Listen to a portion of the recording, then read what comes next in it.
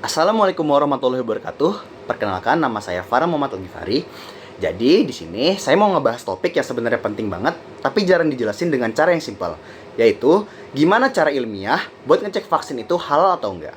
Dan tentu saja ini bukan asal klaim doang, tapi beneran dicek di lab pakai teknologi bioteknologi modern.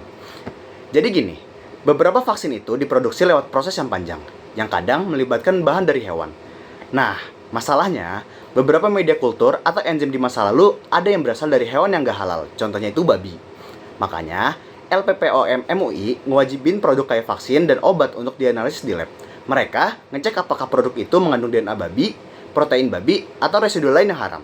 Aturannya ada di SK resmi MUI. Nah, gimana cara ngeceknya? Jadi ada dua metode utama dalam bioteknologi buat deteksi unsur haram. Yang pertama yaitu PCR atau Polymerase Chain Reaction. PCR ini teknologi buat mendeteksi DNA babi, bahkan kalau jumlahnya super dikit. Jadi PCR ini disebut gold standard atau standar paling kuat buat pemeriksaan halal produk bioteknologi. Cara kerjanya, vaksin diambil sampelnya, lalu diambil DNA-nya. DNA itu diperbanyak lewat 3 tahap: denaturasi, annealing, dan elongasi. Hasilnya ditaruh ke alat elektroforesis buat dilihat apakah ada fragmen DNA porsin. Kalau fragmen DNA babi muncul, artinya vaksin itu haram. Kalau nggak muncul, artinya aman buat lanjut dievaluasi. PCR ini sensitif banget. Bahkan sisa-sisa DNA yang udah rusak masih bisa kebaca. Itu kenapa metode ini wajib dipakai buat lembaga halal. Yang kedua yaitu ELISA atau Enzyme Linked Immunosorbent Assay. Kalau PCR fokus ke DNA, metode ELISA itu fokus ke protein babi. Ini penting karena kadang DNA udah hilang akibat pemanasan atau proses kimia, tapi proteinnya masih ada. Cara kerjanya yaitu sampel vaksin dihomogenisasi, dipanasin, lalu disaring. Cairannya dimasukin ke mikroplate yang isinya antibodi khusus protein babi. Kalau ada reaksi antigen antibodi, warnanya bakal berubah. Perubahannya dibaca pakai spektrofotometer lewat nilai optical density atau OD.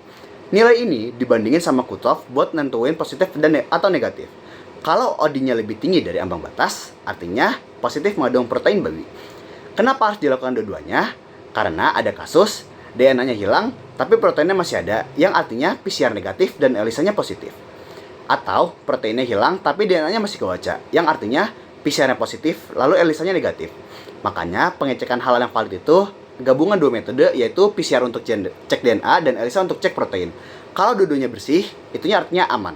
Fix vaksin itu halal dan layak dipakai. Intinya, ngecek vaksin halal itu bukan perkara tebak-tebakan. Ada proses ilmiah, ada pengujian lab, dan ada standar MUI yang jelas. Dua metode utamanya yaitu PCR buat ngecek DNA dan ELISA buat ngecek protein. Jadi, sekian dari saya. Terima kasih.